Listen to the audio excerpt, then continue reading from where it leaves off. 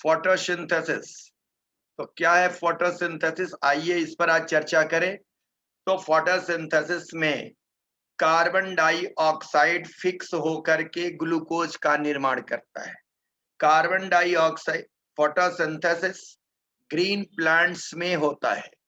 Photosynthesis के द्वारा glucose या कार्बोहाइड्रेट का निर्माण होता है। फोटोसिंथेसिस का साइट क्या है? क्लोरोप्लास्ट। देखिए ये क्लोरोप्लास्ट की संरचना यहां बनाई गई है। इसमें ये जो क्वाइंस के तरह दिखते हैं इसे हम लोग थैलाक्वाइड कहते हैं और थैलाक्वाइड के स्टैकिंग को ग्रेना कहते हैं। और ग्रेनम के अंदर थैलाक्वाइड के अंदर क्या चल रहा है? Light reaction. और स्ट्रोमा के अंदर क्या चलता है? Calvin cycle. 6CO2 plus 12H2O in the presence of light and chlorophyll converted into C6H12O6 plus 6O2 plus 6 water molecule. ये सिंपल सी बात है जो आप पहले से भी जानते आ रहे हैं। अब आइए बात करते हैं हम लोग फोटोसिंथेसिस पर कुछ। पूरे ध्यान से बात को सुनना है, काफी इंटरेस्टिंग होगा। फोटोसिंथेसिस इज ए फिजियोकेमिकल, कैसा? फिजियोकेमिकल और photo biochemical process. Photo biochemical process. और कैसा प्रोसेस है? एनाबॉलिक। मेटाबॉलिज्म दो तरह के होते हैं, एनाबॉलिज्म और केटाबॉलिज्म। तो कैसा प्रोसेस है? एनाबॉलिक। बॉलिक इंडरगोनिक मतलब energy consuming, in which organic compound carbohydrate are synthesized from inorganic raw material like carbon dioxide and water. In presence of light and pigment like chlorophyll, O2 evolve as a byproduct। कि O2 क्या होता है? By product है, main product नहीं है। Photosynthesis में O2 by product है। और O2 किससे रिलीज होता है? वाटर से। हमेशा याद रखें कि वाटर से O2 रिलीज होता है। और कार्बन डाइऑक्साइड से ग्लूकोज। कार्बन डाइऑक्साइड क्या करता है? ग्लूकोज का निर्माण करता है। Light energy is conserve into chemical energy by photosynthesis.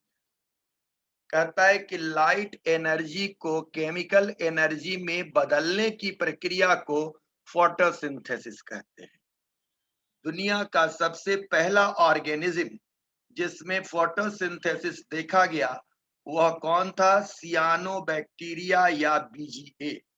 Blue green algae में सबसे पहले फोटोसिंथेसिस इस पृथ्वी पर पाया गया। इसलिए ब्लू ग्रीन एल्गी को हम लोग कहते हैं first O2 evolving organism of the world. दुनिया का पहला जीव जिसने ऑक्सीजन पैदा किया वो जीव कौन सा था? Blue green alga, सियानोबैक्टीरिया।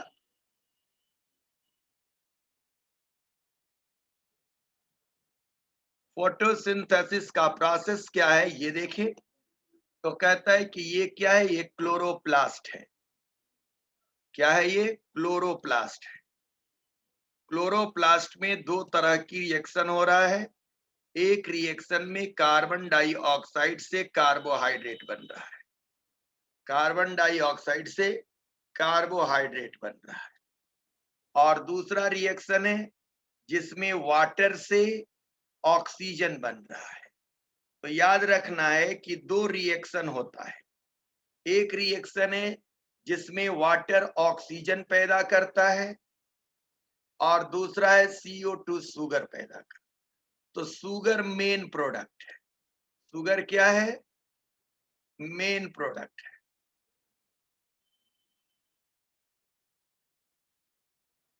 और O2 क्या है? बाई प्रोडक्ट है।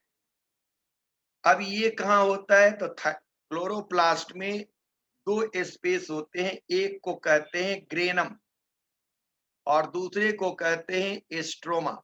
तो स्ट्रोमा के अंदर ये रिएक्शन होता है और ग्रेनम का यूनिट है थाइलाक्वाइड, तो थाइलाक्वाइड के अंदर ये रिएक्शन ये। तो आपने जाना कि प्रोसेस ऑफ फोटोसिंथेसिस में दो रिएक्शन आपको पढ़ना है।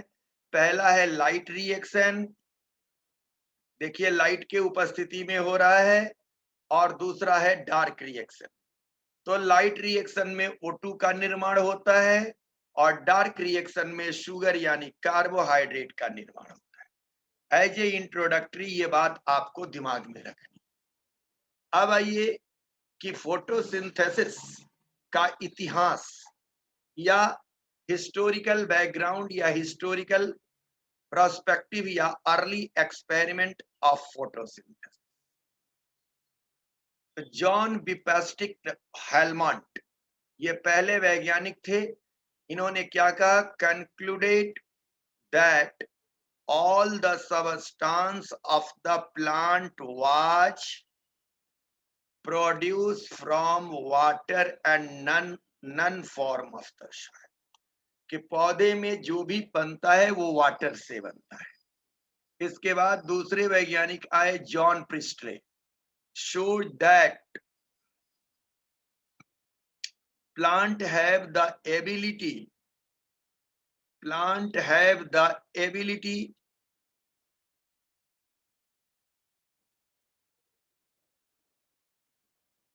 to take up CO2।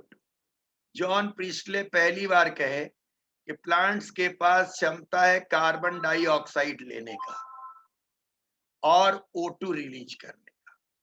कि जॉन प्रिस्टले साहब ने कहा कि पौधों के पास क्षमता है कार्बन डाइऑक्साइड प्राप्त करने का एटमॉस्फेयर से और उसको ऑक्सीजन पैदा करने का। John Ingenhousz confirm Priestley work, Priestley के बात को इन्होंने कन्फर्म किया, प्रूफ किया। shows that sunlight is the essential for photosynthesis। तो एक आदमी ने कहा water essential for plant life, दूसरे ने कहा कार्बन डाइऑक्साइड और तीसरे ने कहा light. O2 evolving during photosynthesis, this was demonstrated using aquatic plant। इन्होंने एक्वेटिक प्लांट माने जल में रहने वाले पौधों को लेकर प्रयोग किया और ये दिखाया कि वे लाइट के उपस्थिति में ऑक्सीजन गैस पैदा करते हैं।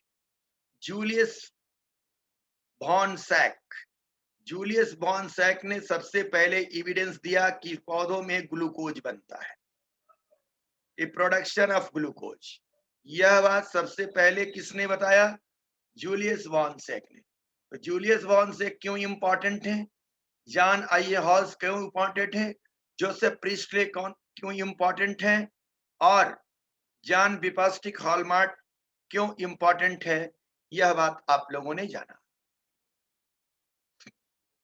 अब आइए सबसे इंपॉर्टेंट वैज्ञानिक Theodore de Saussure shows that water is essential for photosynthesis। TW Engelmann, इनकी एक्सपेरिमेंट काफी महत्वपूर्ण है। फर्स्ट एक्शन स्पेक्ट्रम डिस्क्राइब, इन्होंने एक्शन स्पेक्ट्रम को डिस्क्राइब किया जो हम लोग आगे जानेंगे। सीवी वॉन नील, इन्होंने क्या किया? फोटोसिंथेसिस के लिए इक्वेशन दिया। ये इक्वेशन है इनका।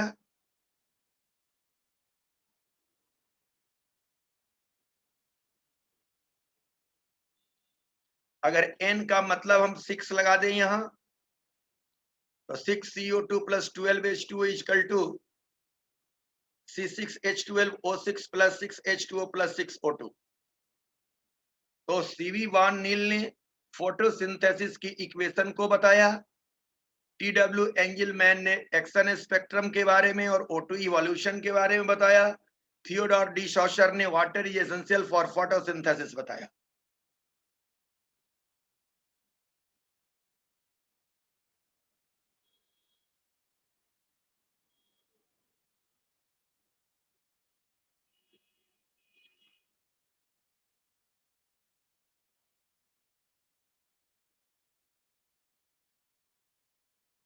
Ruben Hassid and Kamen.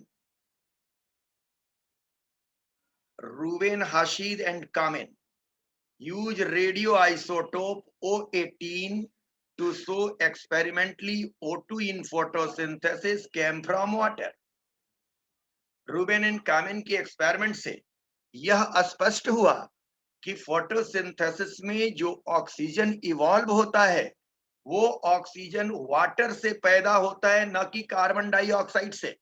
लोग कह देते हैं कि पौधे कार्बन डाइऑक्साइड लेकर ऑक्सीजन छोड़ते हैं, तो यह बात आप ध्यान रखें कि पौधे कार्बन डाइऑक्साइड जो लेते हैं उससे वाटर का निर्माण नहीं होता। उस कार्बन डाइऑक्साइड से ग्लूकोज बनता है, जबकि वाटर का निर्माण किससे होता, सॉरी, ऑक्सीजन का निर्माण किससे होता है, तो वाटर से होता है। और यह बात किसने साबित किया? रूबेन एंड कामेन ने। क्यों साबित किया? O18 आइसोटोप, ऑक्सीजन का आइसोटोप। नॉर्मल ऑक्सीजन O16 होता है, उन्होंने वाटर में जो ऑक्सीजन है उसको O18 लिया, तो उन्होंने देखा जो ऑक्सीजन पैदा हो रहा है वो O18 पैदा हो रहा है।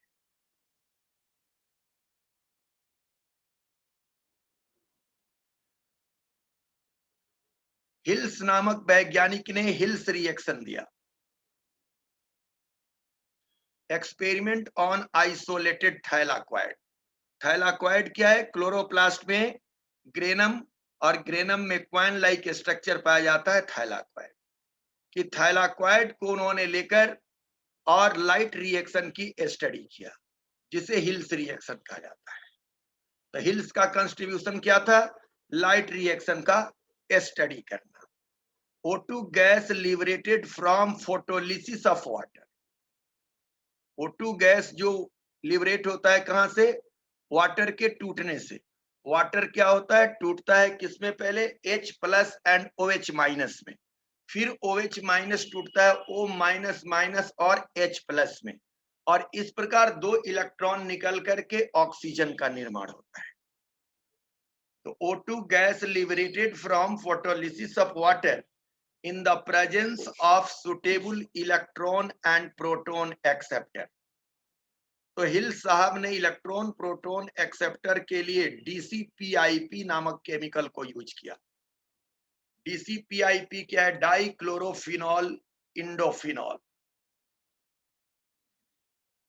फेरोसाइनाइट को भी यूज किया, हिल्स रिएजेंट और NADP को। कि अब आप लोगों ने समझा कि हिल्स रिएक्शन में क्या होता है? वाटर का फोटोलाइसिस होता है, लाइट के उपस्थिति में वाटर का ब्रेकडाउन होता है, जिससे ऑक्सीजन पैदा होता है। और सुटेबल वहां पर क्या चाहिए? Electron and proton acceptor. ये देखिए, ए के साथ H2O, सुटेबल एक्सेप्टर के साथ H2O जब रिएक्ट कर रहा है तो क्या बन रहा है? AH2 and half O2। और O18 का यूज देखिए, यहाँ H2O के रूप, H2O में O18 लिया गया है, तो ऑक्सीजन में O18 पैदा हो रहा है, और कार्बन डाइऑक्साइड में O16 है, तो ग्लूकोज में O16 आ रहा है। ये एक्सपेरिमेंट क्या साबित कर रहा है? कि वाटर से ऑक्सीजन का निर्माण होता है। तो फोटोसिंथेसिस के दरमियान वाटर से ऑक्सीजन का निर्माण होता है और कार्बन डाइऑक्साइड से कार्बोहाइड्रेट यानी ग्लूकोज का निर्माण होता है। तो आपने इस तरह देखा हिस्टोरिकल बैकग्राउंड्स कि अर्ली एक्सपेरिमेंट क्या थे फोटोसिंथेसिस के। अब आइए जानते हैं फोटोसिंथेटिक पिगमेंट्स। कि आप जानते होंगे कि फोटोसिंथेसिस कहाँ होता है? तो ग्रीन पार्ट ऑफ प्लांट्स में होता है। ग्रीन पार्ट ऑफ प्लांट्स के सेल में क्लोरोप्लास्ट पाए जाते हैं और क्लोरोप्लास्ट में होता है, और क्लोरोप्लास्ट के अंदर पिगमेंट होते हैं जो लाइट को ट्रैप करते हैं। तो फोटोसिंथेटिक पिगमेंट वे कलर जो फोटोसिंथेसिस में भाग लेते हैं वो कौन कौन है? तो पहला कौन है? क्लोरोफिल। दूसरा कौन है? केरिटिनोइड और तीसरा है फाइकोबिलिन। ये फाइकोबिलिन और केरिटिनोइड्स एसेसरी पिगमेंट्स कहलाते हैं। आइए क्लोरोफिल, क्लोरोफिल कितने तरह के हैं? तो 9 तरह के क्लोरोफिल की चर्चा कर रहे हैं, जिसमें प्रमुख कौन है? क्लोरोफिल ए, क्लोरोफिल दूसरा है B, chlorophyll C, chlorophyll D, chlorophyll E, chlorophyll bacteriochlorophyll A, bacteriochlorophyll B, chlorobium chlorophyll 650, chlorobium chlorophyll 666।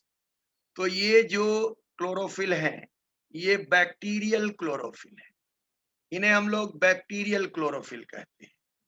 और ये क्लोरोफिल डी और क्लोरोफिल ई ग्रीन एल्गी में पाए जाते हैं। क्लोरोफिल सी ब्राउन एल्गी में पाए जाते हैं, और क्लोरोफिल बी और क्लोरोफिल ए, तो क्लोरोफिल ए है वो ग्रीन प्लांट और सियानोबैक्टीरिया में पाया जाता है, और क्लोरोफिल बी ग्रीन एल्गी और हाइयर प्लांट्स। तो हाइयर प्लांट्स में बेटा यहाँ पर दोनों बात पाया जाता है, क्लोरोफिल ए और क्लोरोफिल बी। देखो दोनों की फॉर्मूला क्या है? C55H72O5N4Mg, मैंने मैग्नीशियम है, दोनों में मैग्नीशियम है। अंतर क्या है दोनों में? यहाँ ऑक्सीजन 5 है, यहाँ ऑक्सीजन 6 है, यहाँ 7 हाइड्रोजन 70 है, यहाँ 72 है, तो थोड़ा सा अंतर है। अब क्लोरोफिल के अलावा ये दूसरे पिगमेंट है केराटिनोइड्स। इसमें पहला आता है carotene and lycopene, red colour का होता है। जेंथोफिल येलो कलर का होता है। वायलोजेंथीन और फ्यूकोजेंथीन ब्राउन एल्गी में पाया जाता है, पेल येलो कलर का होता है। फाइकोस और फाइकोबिलिन यानी फाइकोसियानिन ब्लू कलर का होता है सियानोबैक्टीरिया में, और इरिथ्रीन रेड कलर का होता है रेड एल्गी में। तो मुख्य रूप से यहाँ हम लोग चर्चा करेंगे क्लोरोफिल ए और क्लोरोफिल बी का। Some accessory pigment, accessory pigment function in chlorophyll A और बी का तो मेन फंक्शन है फोटोसिंथेसिस, लेकिन एसेसरी पिगमेंट्स का क्या फंक्शन है? कन्वर्ट एलिमेंट्री और nascent oxygen to molecular oxygen, ये कैरोटीन का फंक्शन है, याद रखेंगे। Enhance the efficiency of photosynthesis, prevent photo oxidation. Photo oxidation का मतलब होता है कि जब लाइट पड़ेगा क्लोरोफिल पर, लाइट पड़ेगा क्लोरोप्लास्ट के क्लोरोफिल पर, तो क्लोरोफिल जल नहीं जाए, बर्बाद ना हो जाए। इस स्थिति में कैरोटीन या एसेसरी पिगमेंट्स उसको जलने से बचाता है, सोलराइजेशन से प्रिवेंट करता है, जिसे हम लोग फोटो डैमेजिंग या फोटो ऑक्सीडेशन कहते हैं। Magnesium ion require for rubisco and pepcase, already mineral nutrition में आप यह बात जान चुके हैं।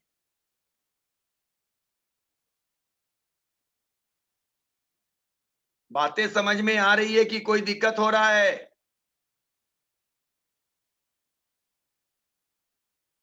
बातें आ रही है समझ में? Yes sir. कोई दिक्कत नहीं हो रहा है ना? No sir. ओके। अब कहता है ये क्लोरोफिल ए कि क्लोरोफिल पाए कहां जाते हैं, तो ये देखिए यहां क्लोरोप्लास्ट के इंटरनल स्ट्रक्चर को दिखा रहे हैं।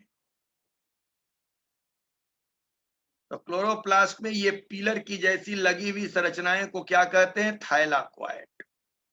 और थाइलाक्वाइड के एक यूनिट को क्या कहते हैं? ग्रेनम। तो यहाँ पर एक ये ग्रेनम है, ये ग्रेनम है, ये ग्रेनम है, ये ग्रेनम है, 4 ग्रेनम लगे हुए हैं। अब ये ग्रेनम को जब काटते हैं तो ग्रेनम के चारों ओर क्या है? उसका मेम्ब्रेन, सॉरी एक ये पूरा का, सॉरी गलत बता दिए, ये जो यहां से लेके यहां तक ये क्या है? थाइला ग्रेनम। और इस ग्रेनम में ये थाइलाक्वाइड है। तो एक थाइलाक्वाइड, दूसरा थाइलाक्वाइड, तीसरा, चौथा। तो ये 4 थाइलाक्वाइड पिलर की जैसी मिलकर, यहां भी देखिए ये थाइलाक्वाइड 4 मिलके ग्रेनम बनाए हुए हैं। अब ये ग्रेनम को काट रहे हैं तो थाइलाकॉइड कट जा रहा है। थाइलाकॉइड कटने से देख रहे हैं कि इसके अंदर में हॉलो स्पेस है, जिसको ल्यूमेन कहते हैं। ये ल्यूमेन है, और ये किनारे किनारे जो है, ये क्या है? ये इसका मेम्ब्रेन है। इसका नाम होगा थाइलाकॉइडल मेम्ब्रेन। अब थाइलाकॉइडल मेम्ब्रेन की संरचना देखिए, लिपिड और प्रोटीन का बना होता है, और इस थाइलाकॉइडल मेम्ब्रेन में ये क्या है? क्लोरोफिल लगा हुआ है। ये, इसको हम लोग कहते हैं लाइट हार्वेस्टिंग कॉम्प्लेक्स। ये क्लोरोफिल के झुंड को क्या बोलते हैं हम लोग? Light harvesting complex. इस लाइट हार्वेस्टिंग कॉम्प्लेक्स में ये क्लोरोफिल लगे हुए हैं, और ये क्लोरोफिल लगे हुए हैं, और ये क्लोरोफिल की संरचना ये है। तो क्लोरोफिल में क्या होता है ये देखिए, ये ऊपर में ये जो पतंग काइट के तरह बना हुआ है, इसे हम लोग कहते हैं प्रोफायरिंग रिंग या प्रोफायरिंग हेड, और नीचे ये लगा है फाइटॉल चेन। इसका नाम क्या होता है? Phytol chain. तो क्लोरोफिल ए हो या क्लोरोफिल बी हो, संरचना यही होगा। अब क्या अंतर होगा ये बताएंगे। और देखिए यहाँ पर ये मैग्नीशियम सेंट्रल आयन है, एटम है, यानी क्लोरोफिल में मैग्नीशियम पाया जाता है। मैग्नीशियम पौधों को क्यों आवश्यक है, ये आप लोगों ने जाना कि अगर मैग्नीशियम पौधे को नहीं मिलेगा तो क्लोरोफिल नहीं बनेगा, और क्लोरोफिल नहीं बनेगा तो फोटोसिंथेसिस नहीं होगा। लेकिन मुख्य रूप से हम लोगों को जानना है कि क्लोरोफिल ए और क्लोरोफिल में बी में क्या अंतर है, वो देखिए। यह है क्लोरोफिल ए,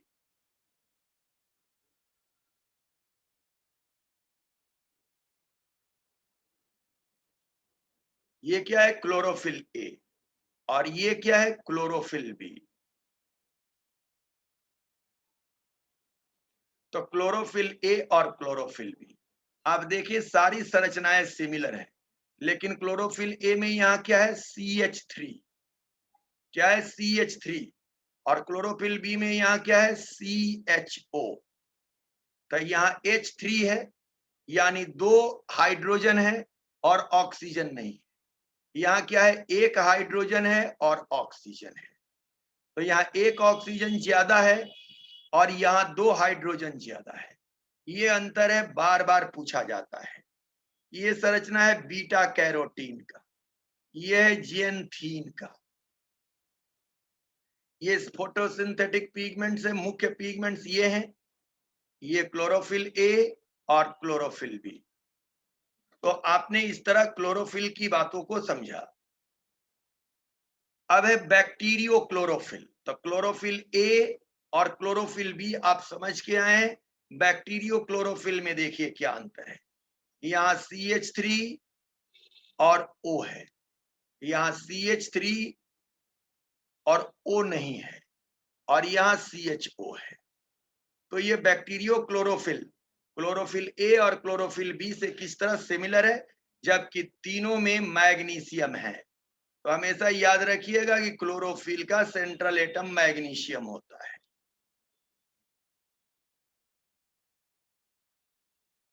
अब आइए कि ये क्लोरोफिल क्या करता है। तो या फोटोसिंथेटिक पिगमेंट्स क्या करते हैं? तो फोटोसिंथेटिक पिगमेंट्स लाइट को एब्जॉर्ब करते हैं, लेकिन लाइट के प्रत्येक क्वालिटी को अलग अलग मात्रा में एब्जॉर्ब करते हैं। इससे रिलेटेड एक टर्म मैं आपको दूंगा, एब्जॉर्प्शन स्पेक्ट्रम।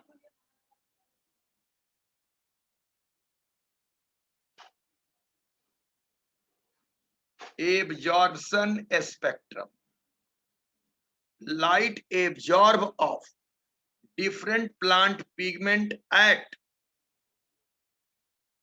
different wavelength। आप समझ गए कि लाइट के वेवलेंथ के अनुसार लाइट को ये पिगमेंट एब्जॉर्ब करते हैं। आप लोग ऑलरेडी जानते हैं कि लाइट 7 कलर है, और 7 कलर का जो है सो अलग अलग वेवलेंथ है, जिसे आप स्पेक्ट्रम ऑफ लाइट कहते हैं।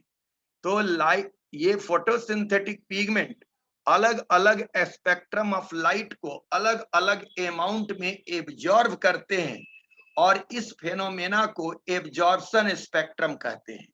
इस ग्राफ के द्वारा समझे, एक एक्सिस पर वेवलेंथ ऑफ लाइट लिया गया है और दूसरे पर एब्जॉर्प्शन। तो क्लोरोफिल ए देखिए किस तरह का कैरेक्टरिस्टिक ग्राफ बना रहा है, क्लोरोफिल बी देखिए कैसा कैरेक्टरिस्टिक, और कैरोटीनॉइड। यहाँ आप देख रहे हैं कि दो तरह के लाइट को ज्यादा एब्जॉर्ब कर रहा है, 400 nm के लाइट को और 700 nm को लाइट, या आप कह सकते हैं 600 से ज्यादा nm के लाइट को और 600 से कम nm के लाइट को।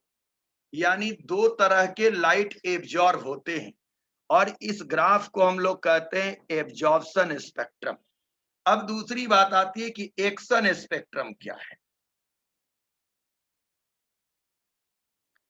एक्शन स्पेक्ट्रम कि लाइट जब एब्जॉर्ब होगा फोटोसिंथेटिक पिगमेंट्स के द्वारा, लाइट जब फोटोसिंथेटिक पिगमेंट्स के द्वारा एब्जॉर्ब होगा तो लाइट के उपस्थिति में वाटर का फोटोलिसिस होगा, जैसा कि अभी आपने जाना है, और वाटर का फोटोलिसिस होगा तो ऑक्सीजन इवॉल्व होगा।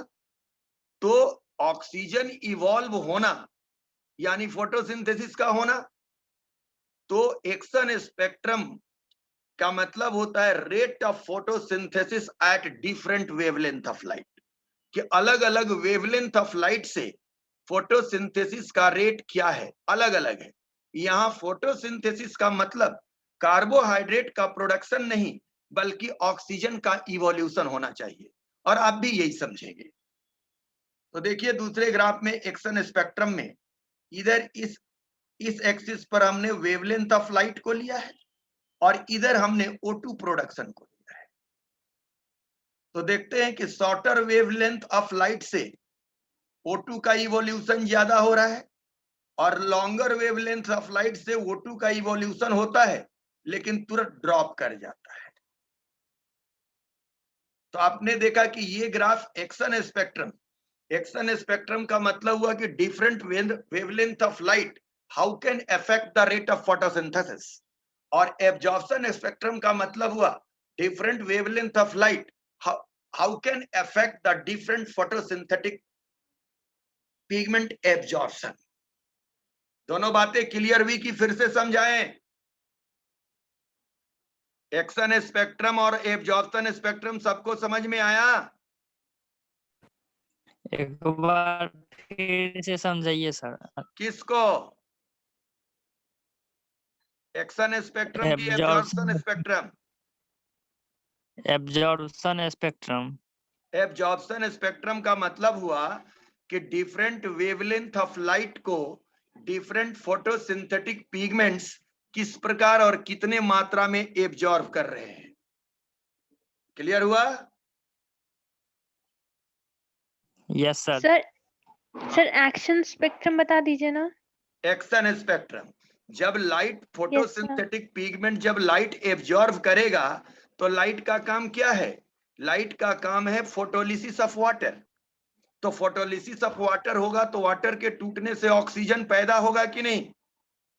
तो एक्शन स्पेक्ट्रम बताएगा कि डिफरेंट वेवलेंथ ऑफ लाइट किस प्रकार O2 इवोल्यूशन को प्रभावित करता है, या डिफरेंट वेवलेंथ ऑफ लाइट के उपस्थिति में O2 इवोल्यूशन का दर कैसे घटता और बढ़ता है। इसे हम एक्शन स्पेक्ट्रम कहते हैं। क्लियर हुआ? Yes sir. ओके, अब आइए आगे बढ़ते हैं। अब दोनों का कंपैरिजन करते हैं, एक्शन स्पेक्ट्रम और एब्जॉर्प्शन स्पेक्ट्रम। आपने देखा कि ये वेवलेंथ है 400 nm, 500 nm, 600 nm, 700 nm wavelength,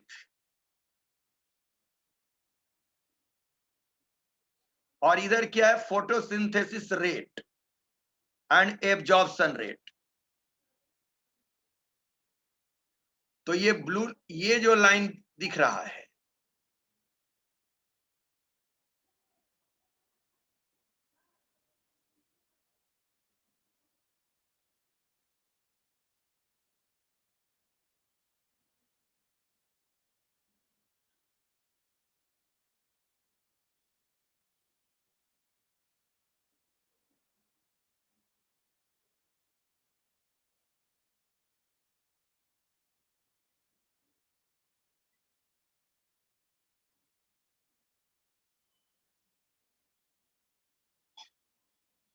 ये क्या है? ये एक्शन स्पेक्ट्रम का ग्राफ है। किसका ग्राफ है? एक्शन स्पेक्ट्रम का। और बाकी ये सब क्या है? एब्जॉर्प्शन स्पेक्ट्रम का ग्राफ है। तो बिल्कुल सिमिलर नहीं है, लेकिन जहां जहां एब्जॉर्प्शन स्पेक्ट्रम का मान ज्यादा है वहां एक्शन स्पेक्ट्रम का भी वैल्यू ज्यादा है, और जहां एब्जॉर्प्शन स्पेक्ट्रम का वैल्यू ज्यादा है वहां में आ गया। मुस्कान, कहीं कोई दिक्कत? एक्शन स्पेक्ट्रम और एब्जॉर्प्शन स्पेक्ट्रम। यस सर, समझ में आ गया। चलिए आगे बढ़ते हैं। तो यहां एक बात और ध्यान दीजिए, ऐसा लग रहा है ना कि क्लोरोफिल 2 बार एब्जॉर्ब कर रहा है। एक बार इस पीक पर एब्जॉर्ब कर रहा है,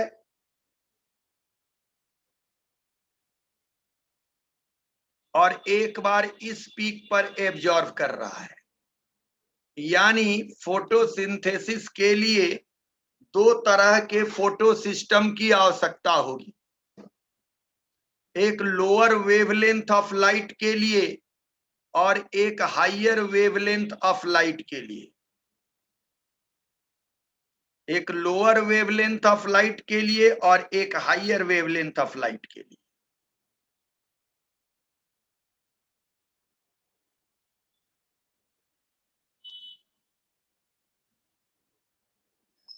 अब आइए हम लोग बात करते हैं व्हाट इज लाइट रिएक्शन, कि उतनी देर से लाइट हम लोग कर रहे हैं, लाइट रिएक्शन क्या है।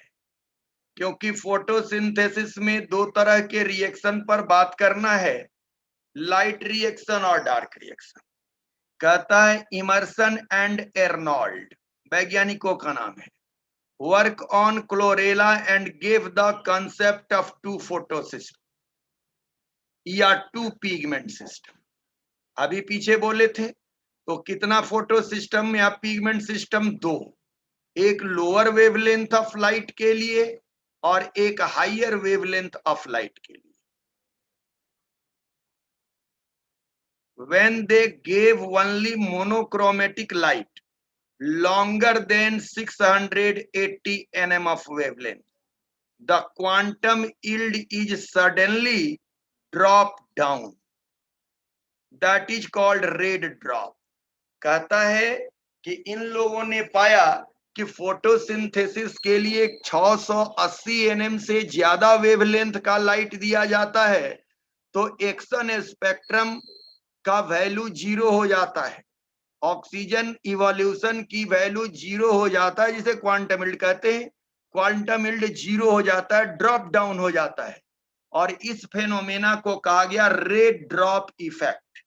क्या बोला गया? Red drop effect. यानी केवल हायर वेवलेंथ ऑफ लाइट से फोटोसिंथेसिस नहीं हो पाएगा, क्योंकि थोड़ा देर होगा और क्या होगा? वेवलेंथ 0 हो जाए, यील्डिंग 0 हो जाएगा। When immersion gave light shorter and greater than 600 nm combined light, माने दोनों तरह के लाइट को इमर्सन साहब ने दिया, शॉर्टर वेवलेंथ को 680 nm से शॉर्टर और 680 nm से ज्यादा।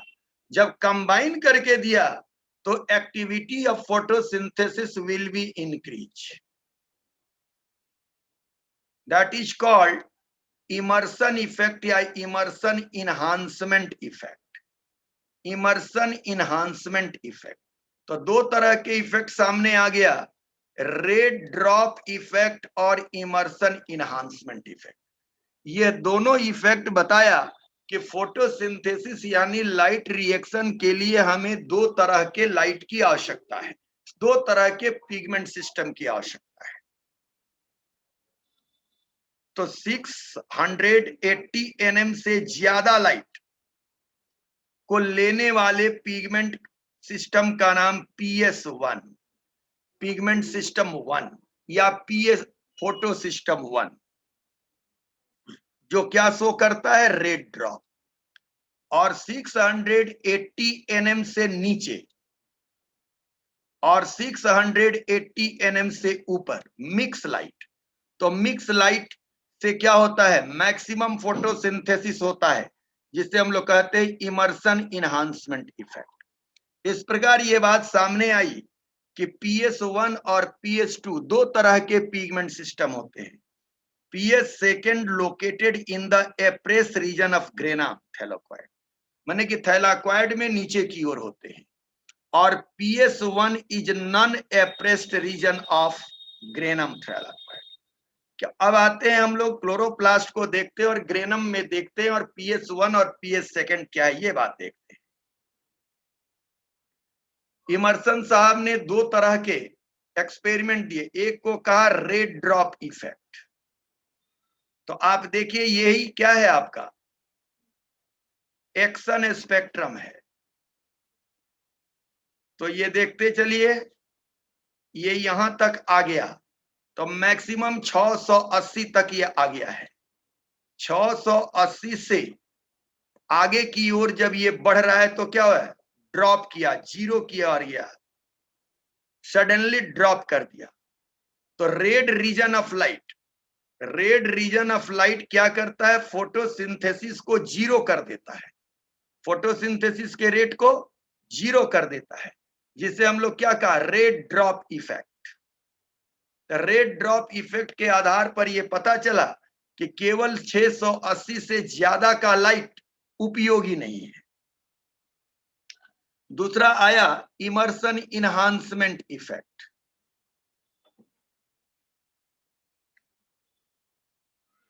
यहां देखिए 680 nm 660 nm के लाइट पर इतना फोटोसिंथेटिक यील्ड ऑक्सीजन पैदा हुआ, और 740 यानी 680 से ज्यादा इतना हुआ।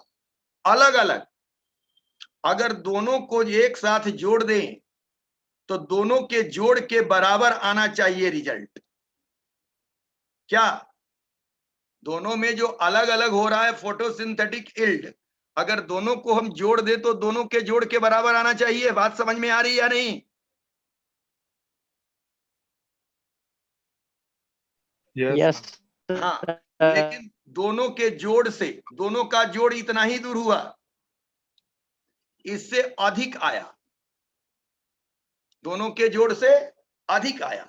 यह प्रयोग इस बात को साबित करता है कि दो वेवलेंथ को देने पर फोटोसिंथेटिक मैक्सिमम, फोटोसिंथेसिस मैक्सिमम होता है, और इस प्रकार साबित हुआ कि फोटोसिंथेसिस या लाइट रिएक्शन के लिए दो पिगमेंट सिस्टम की आवश्यकता है। इसे हम लोग कहते हैं evidence of two pigment system.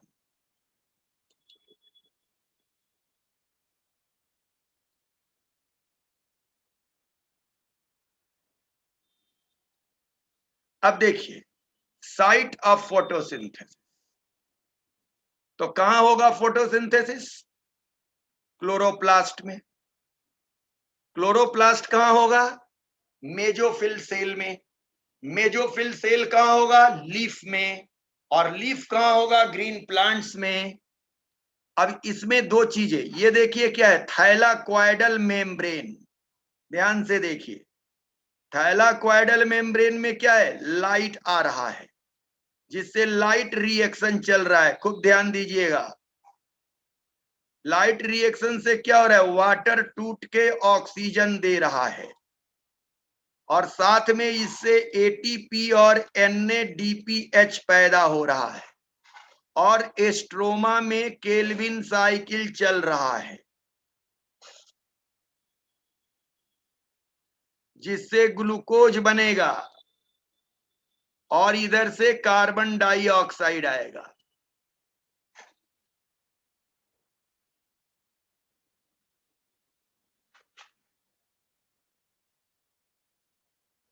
लेकिन हमें इससे कोई मतलब नहीं है अभी, अभी लाइट रिएक्शन से मतलब है। तो लाइट रिएक्शन कहां होगा? थाइलाक्वाइडल मेम्ब्रेन में। याद रखेंगे हमेशा। देखिए ये थाइलाक्वाइडल मेम्ब्रेन, इस थाइलाक्वाइडल मेम्ब्रेन का पूरा फिगर यहां दिखाया हुआ है।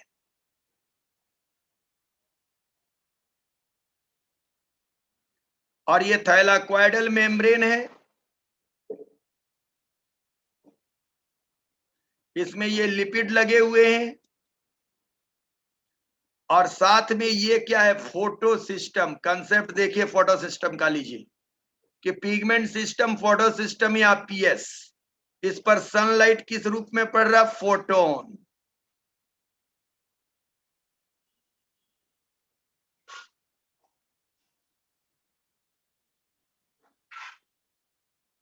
अब ये फोटोन किस पर पड़ रहा है? Light harvesting complex, LHC। तो ये क्या हुआ? LHC। और इसमें ये एनर्जी ट्रांसफर हो रहा है, देखिए कैसे।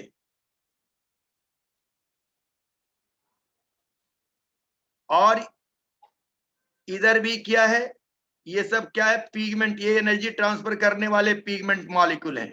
इधर से भी ट्रांसफर होगा, लाइट पड़ेगा तो। और ये ट्रांसफर होके कहां आ रहा है? रिएक्शन सेंटर पर। ये क्या है? Reaction centre. और रिएक्शन सेंटर में ये क्या है? Chlorophyll A. Chlorophyll A. तो सेंट्रल मॉलिक्यूल कौन है? क्लोरोफिल ए। ये सब चारों तरफ से मॉलिक्यूल हैं पिगमेंट के। और ये लाइट हार्वेस्टिंग कॉम्प्लेक्स है।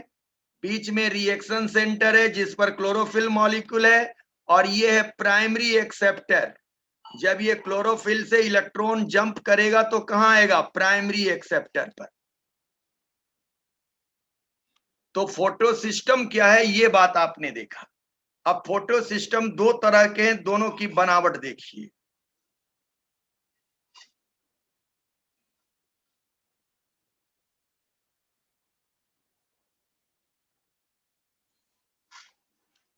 ये क्या है? Photo system second.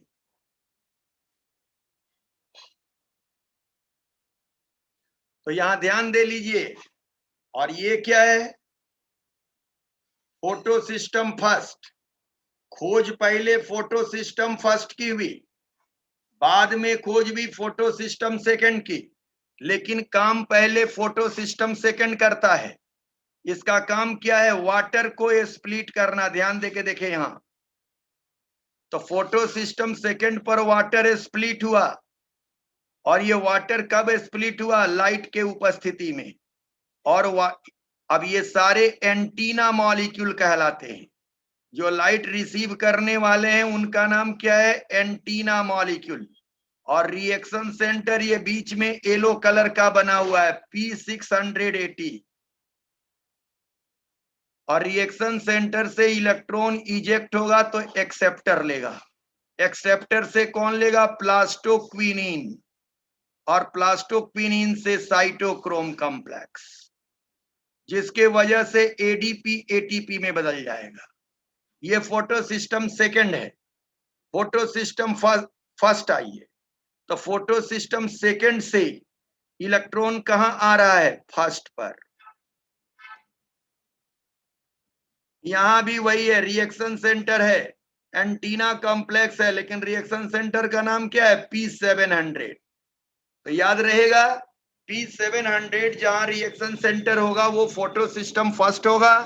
और P680 होगा वो फोटो सिस्टम सेकंड होगा। यहां से भी इलेक्ट्रॉन इजेक्ट होता है। और ये प्राइमरी एक्सेप्टर को गया, वहां से FD पर आया, FD से NADP पर आया।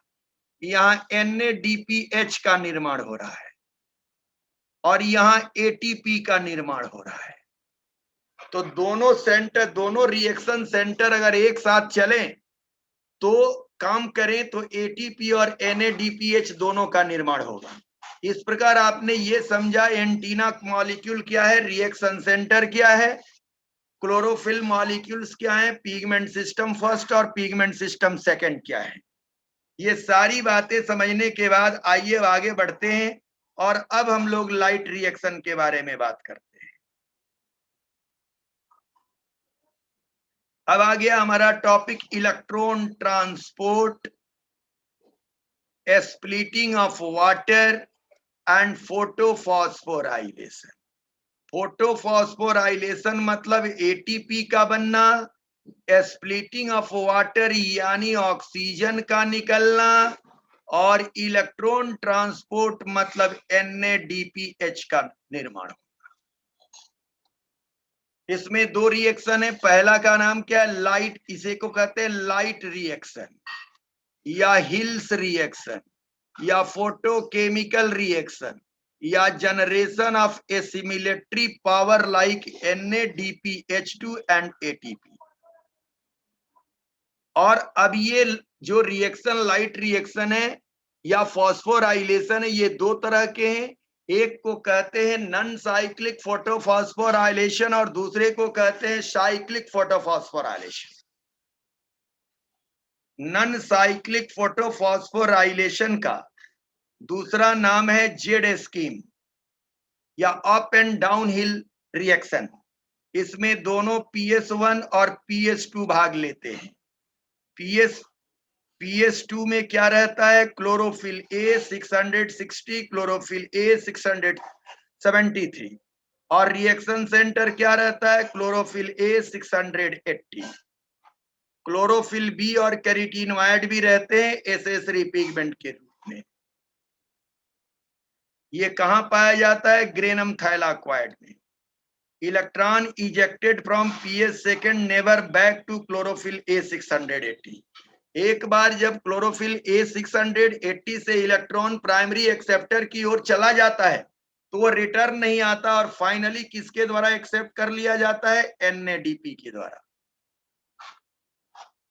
Thus gap of electron in PS second is filled by photolysis of water. As a result, oxygen evolution occur in Z scheme and there is formation of ATP and NADP.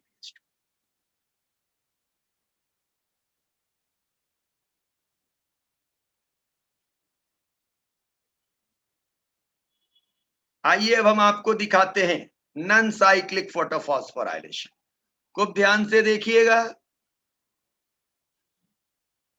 ये देख रहे हैं कि ये chlorophyll 680 यानी PS second है। ये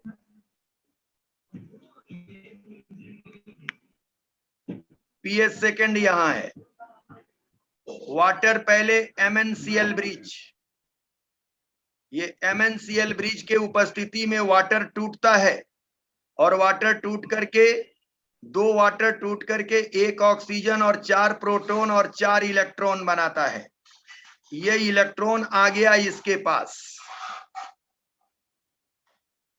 अब इसके बाद ये क्लोरोफिल से इलेक्ट्रॉन पहले निकल चुका है,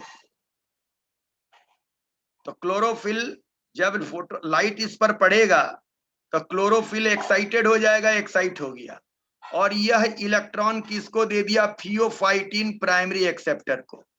थियोफाइटिन से इलेक्ट्रॉन साइटोक्रोम कॉम्प्लेक्स पर चला गया, ये साइटोक्रोम कॉम्प्लेक्स है, और वहां से चला गया प्लास्टोक्विनिन पर, और प्लास्टोक्विनिन से फिर साइटोक्रोम कॉम्प्लेक्स देखिए ये बगल में बना हुआ है, और प्लास्टोक्विनिन से ये कहां चला गया, प्लास्टोसियानिन पर, और प्लास्टोसियानिन से आ गया क्लोरोफिल 700 यानी फोटो सिस्टम 1 पर। तो ये साइटोक्रोम कॉम्प्लेक्स पर जाने के दरमियान ADP से ATP बन गया। अब यह इलेक्ट्रॉन कभी भी पीछे नहीं हटेगा, न इलेक्ट्रॉन पीछे आएगा। तो यहां से जो इलेक्ट्रॉन आगे बढ़ रहा है, इस इलेक्ट्रॉन की क्षतिपूर्ति कहां से हो रही है, ये यहां से निकला हुआ इलेक्ट्रॉन जब 2H2O टूटेगा तो O2 बनाएगा और 4H बनाएगा, तो साथ में 4 इलेक्ट्रॉन भी बनाएगा।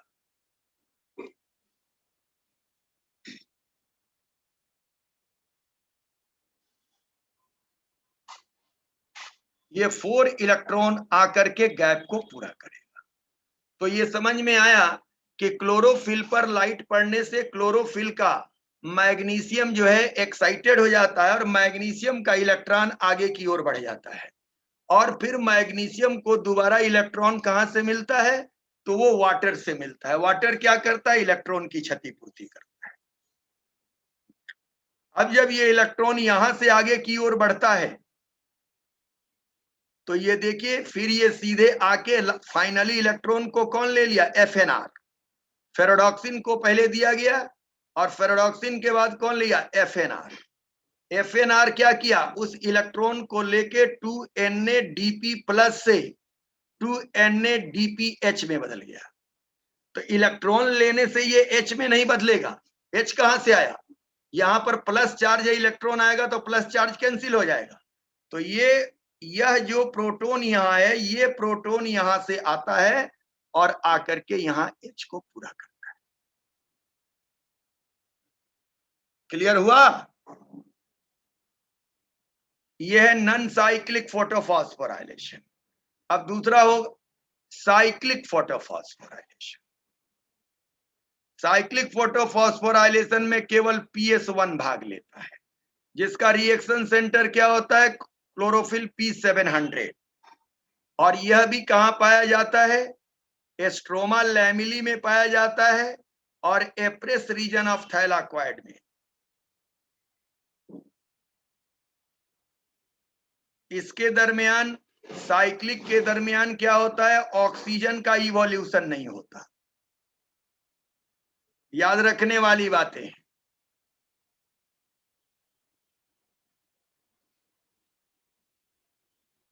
और NADPH2 का प्रोडक्शन होता है।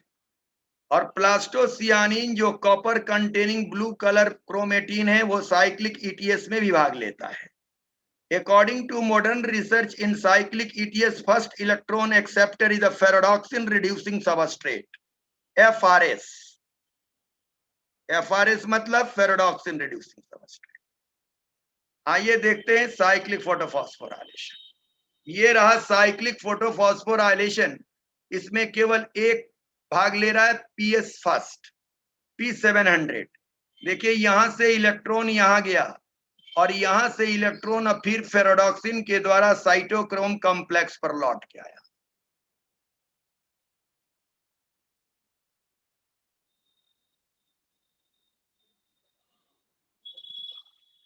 आप देख रहे हैं कि इधर से इलेक्ट्रॉन किधर? इधर लौट के आ रहा है।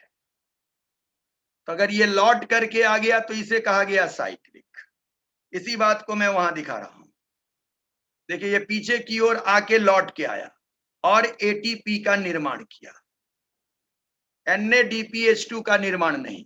तो साइक्लिक फोटोफॉस्फोराइलेशन से आप समझेंगे केवल किसका निर्माण होता है? ATP का। और नॉन साइक्लिक फोटोफॉस्फोराइलेशन से क्या होता है? ATP और NADPH2 दोनों का निर्माण होता है। साइक्लिक फोटोफॉस्फोराइलेशन में केवल एक PS1 भाग लेता है। नॉन साइक्लिक फोटोफॉस्फोराइलेशन में PS1 और PS2 दोनों भाग लेता है। साइक्लिक फोटोफॉस्फोराइलेशन में वाटर रिलीज नहीं हो, ऑक्सीजन रिलीज नहीं होता है। और नॉन साइक्लिक फोटोफॉस्फोराइलेशन में ऑक्सीजन रिलीज होता है। अंतर समझ में आ रहा है या नहीं? बोलिए फिर से समझावे अंतर। No sir. ठीक, अब आइए साइक्लिक फोटोफॉस्फोराइलेशन को और डिटेल दिखाते हैं आपको। यहां देखिए एंटीना मॉलिक्यूल से इलेक्ट्रॉन ऊपर की ओर जा रहा है और इलेक्ट्रॉन फिर रिटर्न आ रहा है साइटोक्रोम B और F के द्वारा, और यहाँ ATP का निर्माण हो रहा है। तो इसमें एक ही फोटो सिस्टम भाग ले रहा है। इसी को तीसरे बार में कि PS1 भाग ले रहा है, P700 पर ये जा रहा है, यहां से FRS पर आ रहा है, फिर FD पर आ रहा है, साइटोक्रोम B6 से ये PQ पर आ जा रहा है और फिर साइटोक्रोम F, अतः PC पर आ रहा है। तो नॉन साइक्लिक और साइक्लिक फोटोफॉस्फोराइलेशन आपने जाना। आइए दोनों में अंतर क्या है देखते हैं। पहला, cyclic photophosphorilation only PS involved in cyclic process. Both PS and 1 second involved. Electron expelled from chlorophyll 700. Electron expelled from reaction center is not cycled back. The loss compensated by electron from water. पहले समझा चुके हैं। Photolysis of water and evolution of O2 does not take place. Photolysis of water and evolution of O2 takes place. NADP plus not reduce. NADP plus reduced to NADPH. Only cyclic photophosphorylation activated by above 680 nm. केवल 680 nm के ज्यादा light पर ये activate होगा। Non cyclic में 680 nm से कम भी light पर एक्टिवेट होगा। अब आइए क्वांटम रिक्वायरमेंट, कहता है कि the number of light quanta या photon require for evolution of one molecule of photon. एक मॉलिक्यूल ऑक्सीजन को पैदा करने के लिए लाइट के जितने क्वांटा या फोटोन की आवश्यकता है उसे क्वांटम रिक्वायरमेंट कहते हैं। यह लगभग 8 क्वांटा लाइट से एक ऑक्सीजन पैदा होता है। तो क्वांटम रिक्वायरमेंट कितना हुआ? 1/8 या 8 क्वांटा लाइट। अब क्वांटम यील्ड क्या है? तो पहले तो आपने समझा एक ऑक्सीजन को पैदा करने के लिए कितने क्वांटा ऑफ लाइट की जरूरत है, तो 8 क्वांटा ऑफ लाइट की जरूरत है। लेकिन एक क्वांटा ऑफ लाइट से कितना ऑक्सीजन पैदा होगा? तो 1/12, 1/8। एक क्वांटा ऑफ लाइट से कितना ऑक्सीजन मॉलिक्यूल पैदा होगा? 1/8। आ रहा है समझ में या नहीं आ रहा है? Yes sir. ठीक है, यस सर। हाँ, कहता है कि 8 क्वांटा ऑफ लाइट से एक मॉलिक्यूल ऑक्सीजन पैदा होता है। तो एक क्वांटा ऑफ लाइट से 1/8 मॉलिक्यूल ऑक्सीजन पैदा होगा, जिसे हम लोग कहते हैं 12.5%। तो क्वांटम यील्ड कितना होता है? 12.5%। अब मॉडर्न थियरी हम लोग देखेंगे कि ये साइक्लिक फोटोफॉस्फोराइलेशन और नॉन साइक्लिक फोटोफॉस्फोराइलेशन वास्तव में क्या है और कैसे एटीपी का प्रोडक्शन होता है। तो इसे हम लोगों ने कहा कीमो ऑस्मोटिक थियरी। इसको दिया किसने? पीटर माइकेल ने। और इसके द्वारा क्या पढ़ते हैं? Mechanism of ATP formation. अभी आपने केवल एटीपी फॉर्म होते हुए नहीं देखा था, एटीपी केवल बोल रहे हैं यहां बनता है। कहता है कि during ETC electron transport chain of photosynthesis concentration of proton gradually increase in thylakoidal lumen during non cyclic photophosphorylation. There are 3 cause of difference in proton concentration ion. कहता है कि प्रोटॉन कंसंट्रेशन आयन कि photosynthesis के दरमियान proton का concentration थैलाक्वाइडल lumen में बढ़ता है। और ये थैलाक्वाइडल ल्यूमेन में बढ़ाने के कौन कौन कॉज हैं? पहला कॉज है photolysis of OH2 and produce H, plastoquinone shifting H ion from stroma to lumen. और तीसरा है NADP reductase mediated utilization of H+ from stroma. तो ये तीनों बातें क्या है, यह बात मैं समझाने की कोशिश करूंगा, ध्यान से समझिएगा। The differential H+ ion concentration lead to development of proton gradient and electropotential across the thylakoidal membrane. Both proton gradient and electron potential collectively called proton motive force, जिसके द्वारा प्रोटॉन बाहर से अंदर की ओर आएगा। Proton motive force allowed to stay proton ion into lumen. So proton ion start to move toward stroma through the CF0 CF1 particle selectively. अब CF0 CF1 particle क्या है आइए बताते हैं। और CF0 CF1 पार्टिकल का काम क्या है? एटीपी सिंथेटेज के जैसा, जो क्या करता है? एटीपी का निर्माण करता है एडीपी और पीआई से। देखिए ये क्या है? थैलाक्वाइडल मेम्ब्रेन है। क्या है ये? थैलाक्वाइडल मेम्ब्रेन है। थैलाक्वाइडल मेम्ब्रेन पर ये क्या है? फोटो सिस्टम सेकंड है। ये क्या है? साइटोक्रोम बी एंड एफ है।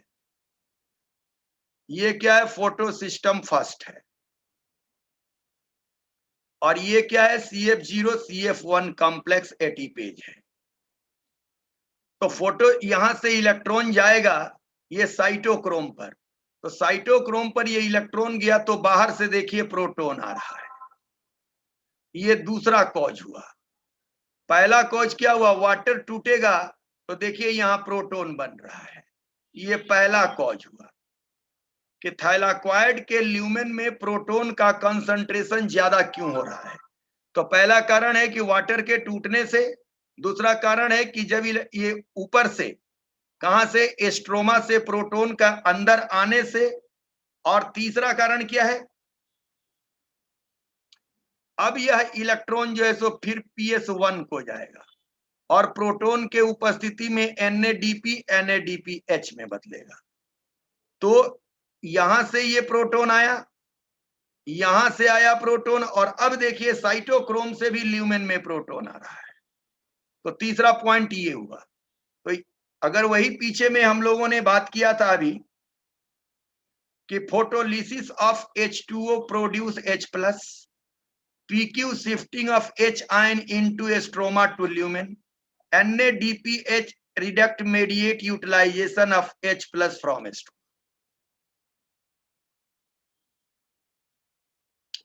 तो यहां ये ल्यूमेन में यहां से प्रोटॉन आ गया, ल्यूमेन में यहां से प्रोटॉन आ गया, इसलिए यहां प्रोटॉन ज्यादा हो जाएगा, और यहां से प्रोटॉन जब ज्यादा होगा तो यहां पर प्रोटॉन की कमी होगी, और यहां का प्रोटॉन ये ले रहा है, इसलिए प्रोटॉन की यहां भी कमी हो गई और प्रोटॉन की यहां बढ़त हो गई।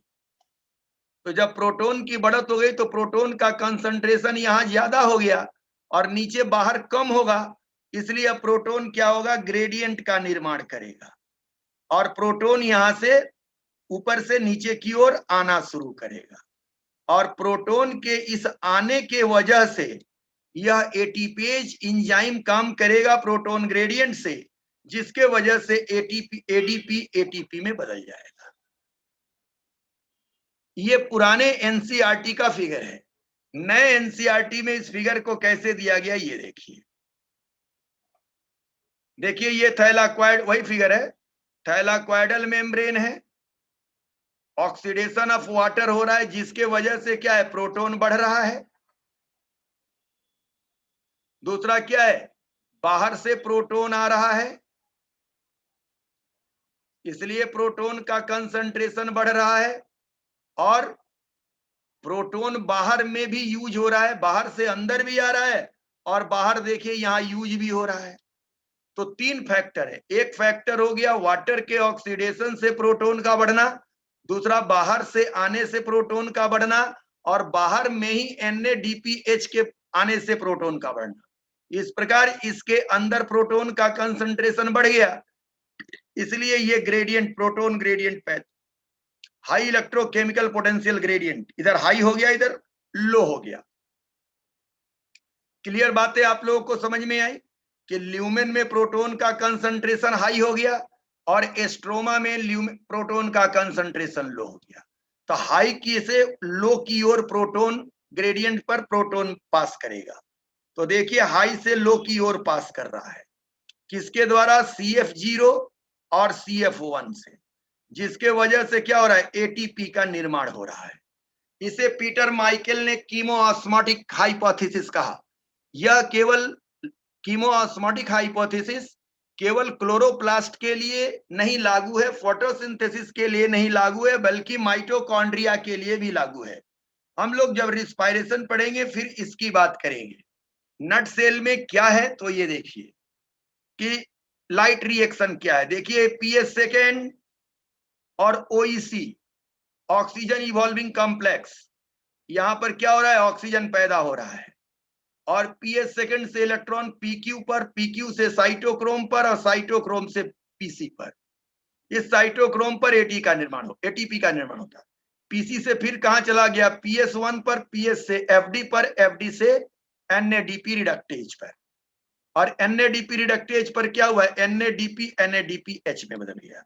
तो लाइट रिएक्शन से आपको क्या क्या फायदा हुआ, तीन फायदा हुआ, evolution of oxygen, formation of ATP and formation of NADPH। और ये देखिए ATP सिंथेटेज है।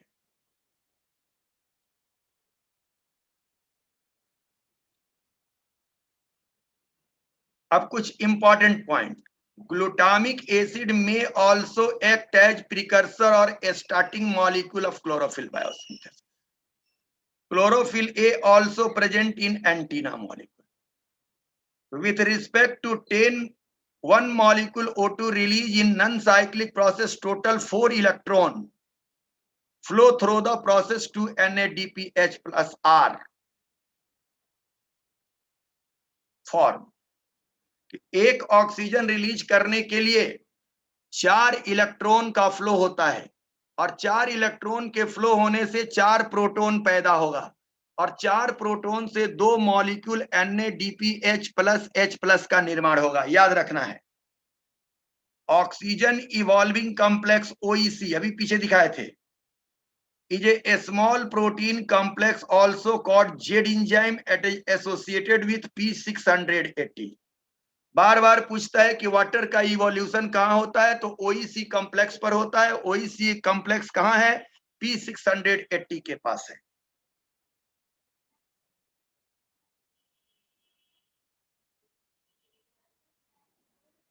Eight proton are released into lumen with respect of release of 1 molecule of O2. एक मॉलिक्यूल O2 के रिलीज होने से 8 इलेक्ट्रॉन ल्यूमेन में आता है. इससे बनता है 4 और 4 बाहर से आता है. Chemo osmotic theory applicable for both chloroplast and mitochondria, both show ATP synthesis by using proton gradient. तो आपने ये देखा कि कीमो ऑस्मोटिक और लाइट रिएक्शन क्या है.